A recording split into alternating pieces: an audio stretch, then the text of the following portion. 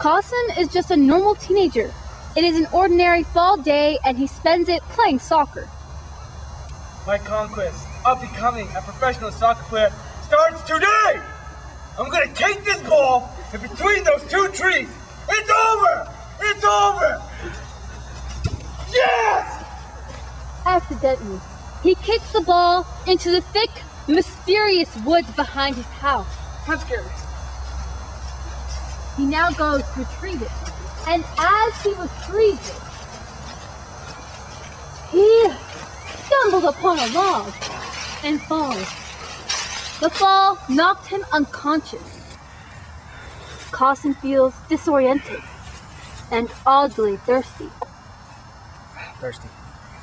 Conveniently, a red potion that he thinks to be Kool-Aid sits right beside him. So he drinks it. After quenching his thirst, he walks back to his house. I'm coming home, Mom!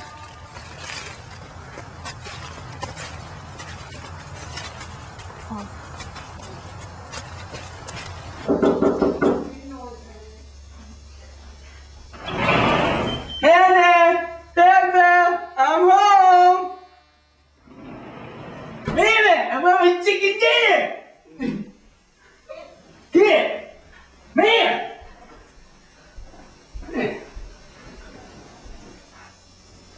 Man! Ma'am! No one's home. Oh my God. Mom? Mom! Whoa!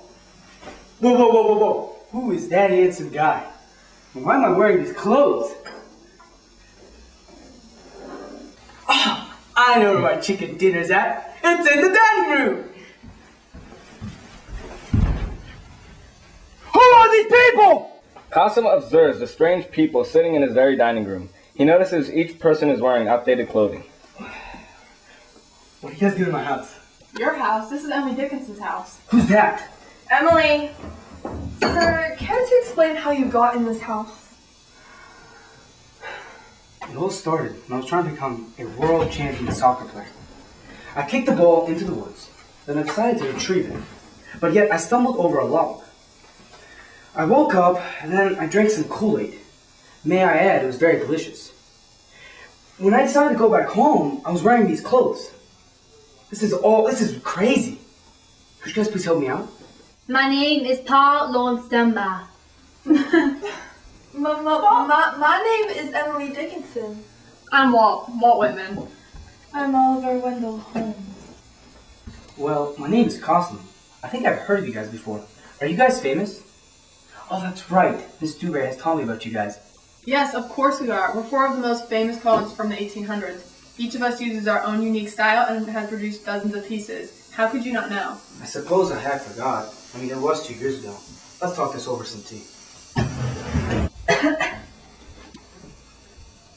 Emily's not much of a speaker, and it looks like she wants me to read this to you.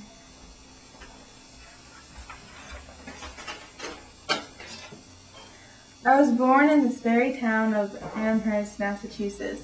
This is the house I grew up in, and the house I will die in, due to the fact that I've been very sick these last couple years. It is rather funny that I have written at least 1,775 poems, and only 7 were published. What a shame. As you can see, I enjoy the color white. Not a big fan of anything else. When I was a young lady, I did travel to visit friends, but now I've been confined to my house. I love to use iambic rhythms.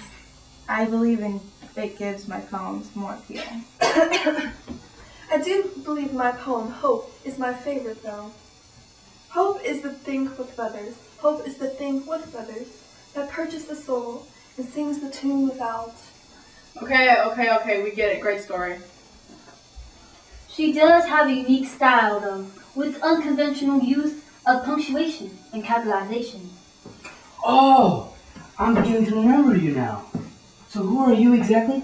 Me? Yes. Well, to start out, I'm obviously intellectual. I was born and raised in the marvelous Cambridge, Massachusetts. I'm known for my long, exquisite sideburns, as you can see. Harvard treated me well over the years, especially Harvard Law School. But that did not seem to quench my thirst for knowledge. Therefore, I went into the medical field. After fulfilling my duty there, I decided poetry was my new calling. I've been a professor of anatomy at Harvard since 1847. You the one that wrote Chamber Nautilus in Old Island Sides? Why, yes, my good sir, I did. Would you like to hear a verse or two? Well, sure. I mean, it was amazing! Well, this is a ship of pearl, which poets feign sails the unshadowed main. Alright, I'm bored again. Please stop with the stories. Well, since you're interrupting everybody, let's hear about you.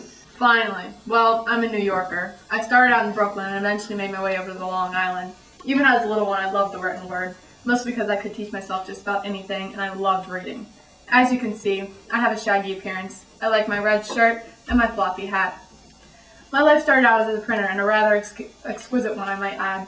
Later, I upgraded to a journalist and editor of the Long Islander weekly newspaper. Eventually, I became a wanderer by going from place to place. When 1862 came around, it was a big impact on me. During the Civil War, my brother was wounded, so I had to go to Washington, D.C. I was inspired by the war, and my outbreak of poetry started there, using much parallelism in most of my works. In 1961, I wrote, "Beat, beat, beat drums." It went a little like this. Through the windows, through the doors, burst like a ruthless forces. Stop, my turn. I'm from the famous Dayton, Ohio. Ohio, yes. Sadly, my mother was a former slave, but my father, he was able enough to escape.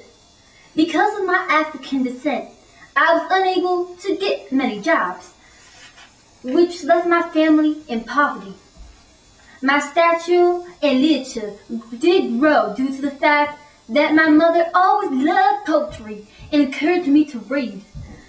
At the young age of 6, I began writing my own poetry. Eventually, I became the first African-American poet to achieve national acclaim. I started out writing for Dayton newspapers and even worked out as a plumber for a short time. Did you publish any books or poems? Actually, I published a book of poems called Open Ivy. I achieved my fame by reciting my poems at local libraries and gatherings, thanks to attorney Charles A. Thatcher and psychiatrist Henry A. Toby. It's been an honor to be with you guys. Wait, I didn't even get to say my poem. We wear the mask that grins and lies. It's Carson, wake up! We forgot to tell you more about ourselves. I'm so sorry. Go on. My book encountered the hardships faced by African Americans and their efforts to achieve equality in America. Now, Emily, why don't you tell me about yourself? Sorry. Well, my poems often reflect loneliness. In my inspirational movements, I made sure to express my happiness as well. Sorry. Well, I use my political and social skills in my newspaper, the Atlantic Monthly. Well, you know me. I'm the good gray poet. My climax was during the Civil War, and I was a believer in my country and a strong fighter. America! Yes! Now, I use sonnets in my poems. Do you know what a sonnet is? No. Well, a sonnet is a 14-line lyric poem, and they're usually written in a rhythm and a pentameters. Well, I also use a lot of figurative languages in my poems as well. Well, seeing how I am a Harvard graduate. Harvard? The Harvard University? Why, yes, my good lad.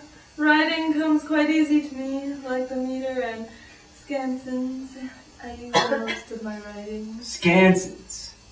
Well, for me, democracy and the common man are what I try to exalt in my writing. Well, I've been enlightened by all of you. Thank you very much. But I'm overwhelmed with this so much knowledge at the present. I'm gonna take a nap. Excuse me. Holy moly! Holy moly! Oh. Thank God that's over.